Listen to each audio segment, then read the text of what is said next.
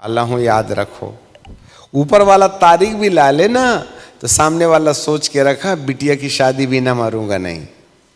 तो आपको मालूम है उसके अंदर एक ढाढ़स है, उसके अंदर एक हिम्मत है कि मुझे जीना है, मुझे जीना है।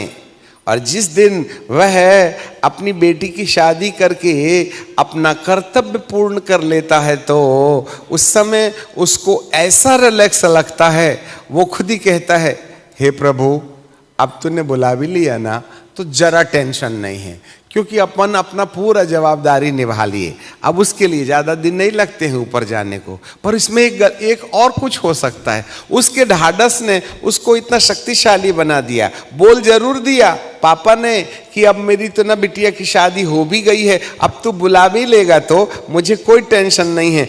इस हिम्मत और हियाव को देख करके प्रभु कहता है सोच तो रहा था बुलाऊं, अब नहीं बुलाता, 5 साल और जिंदा रह ले।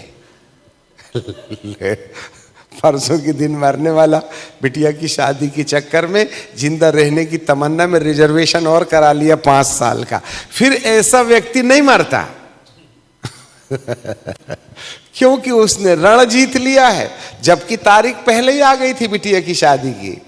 ऐसे ही हमारे जीवन के अंदर में जब कभी कोई ऐसी समस्याएं आती हैं, उन समस्याओं को झेलते झेलते जब हम अपने आप को समस्या से तंग आकर कहते हैं अब तो बहुत हो गया, अब तो ना जीने की इच्छा खत्म हो गई, ऐसे मन के द्वारा जो नहीं भी था वो होने लगता है। आज कितने ऐसे लोग हैं जो अपना हिम्मत खो के बैठे हुए हैं और परिस्थितियां आपको तोड़ देती हैं, अकेलापन खाए जाता है, कोई मददगार नहीं रहने के समय ऐसा लगता है अब हमसे कुछ बन नहीं पड़ेगा।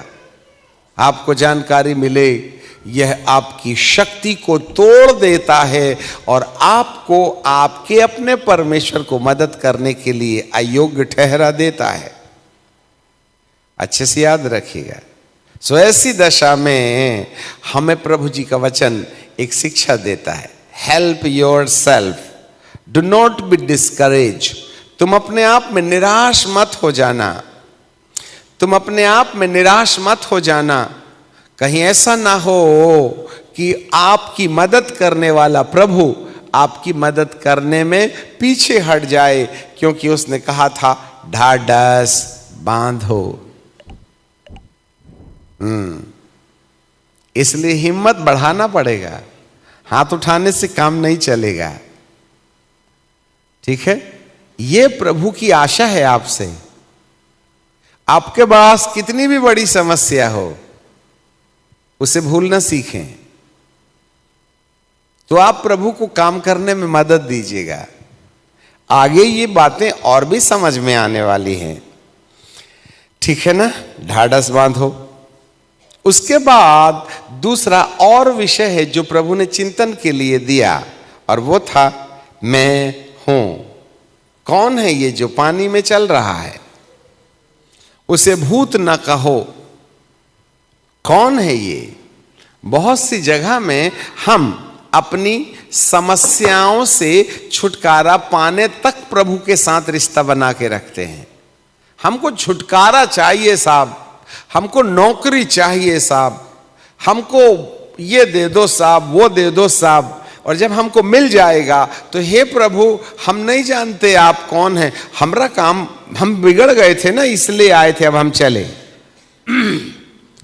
और ऐसी दशा में व्यक्ति के जीवन में यदि प्रभु पहली और दूसरी बार अपने तरफ से उपकार कर भी देता है ना, तो तीसरे बार कोई गुंजाइश नहीं रहती है,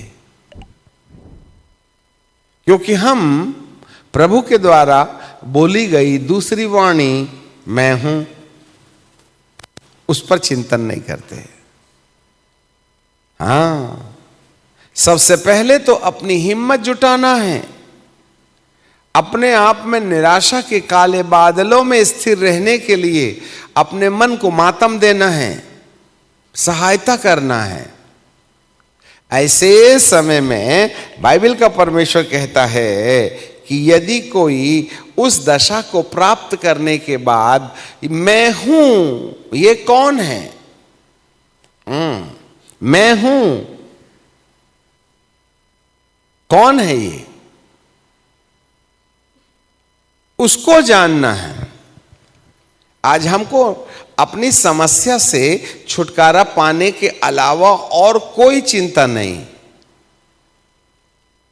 पर वो है कौन जो तुम्हें चिंता मुक्त करेगा, उस बात पर चिंतन नहीं होती है साहब। We are not trying to know him who is he who is going to deliver you. ठीक है? हाँ, लोग यीशु के बारे में कि वो क्यों चंगा करता है, वो क्यों आपकी ही मदद करेगा, इस बात पर विचार नहीं होता है। हाँ, हमें सोचना पड़ेगा। कई बार हम अजी जाओ जी, वो है ना फलानी जगह, उधर चले जाना, वो प्रभु के भक्त हैं, वो अच्छा इलाज कर देते हैं।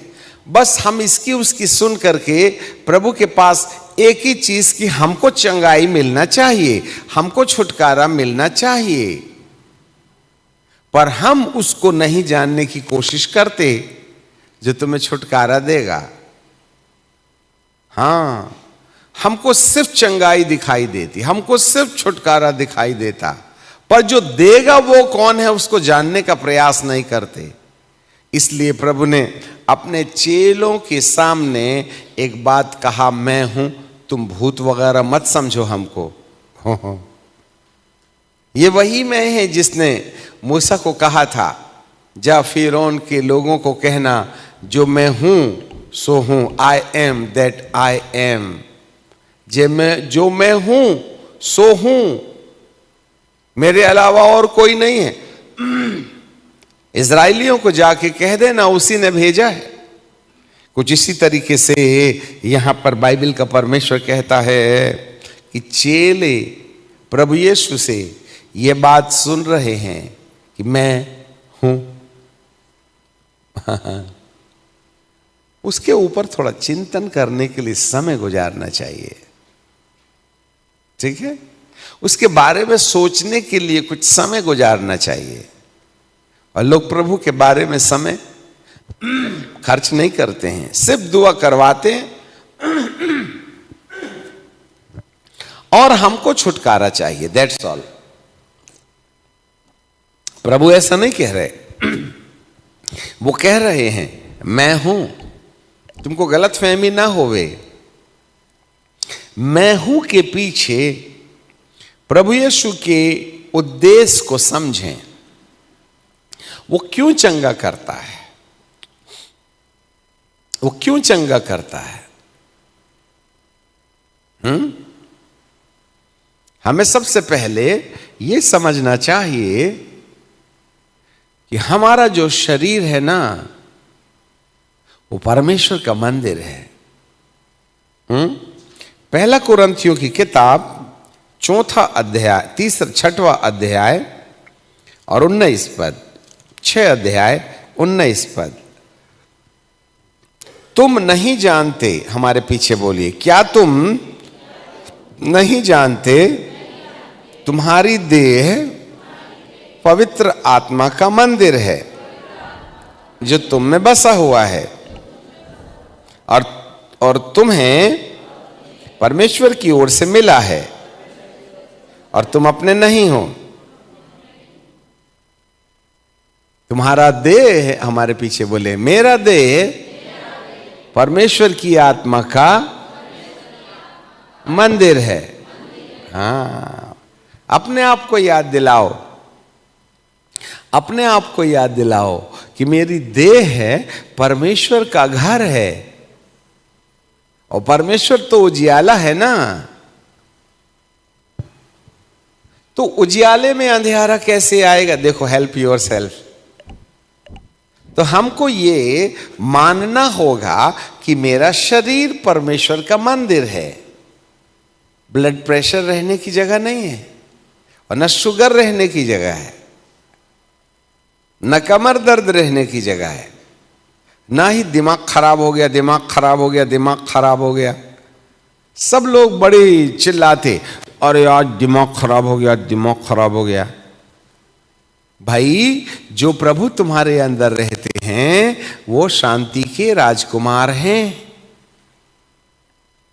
अरे बाप रे बाप, शांति का राजा रहेगा और तुम टेंशन में रहोगे, दिमाग तो खराब होने का सवाल ही नहीं उठता है।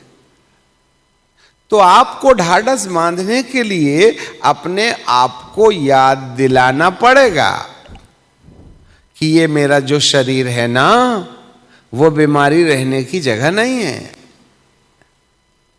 मेरा जो शरीर है ना, वो बीमारी रहने की जगह नहीं है।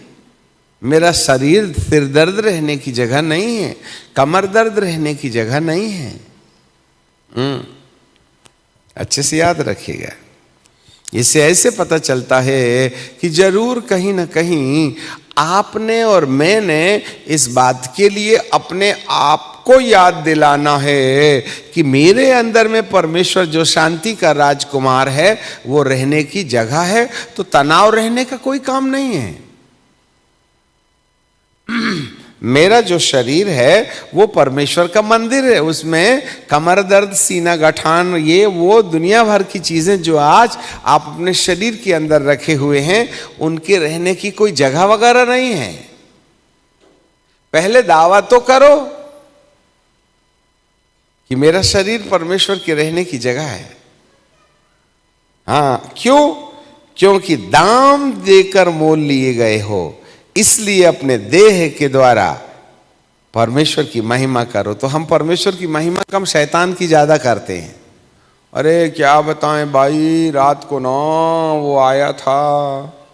अच्छा, वो आया था तो तुम्हारे अंदर रहने वाला कर क्या रहा था? रात को सपना आया था। और ना इतनी बड़ाई करते हैं, मेरे को मालूम है बड़ा हमला करता है, वो बड़ा टेंशन देता है मेरे को। अरे तो वो टेंशन देता है, तुम तो और गुणा करके टेंशन दे सकते हो ना। वो टेंशन देता है तो तुम लेते क्यों हो?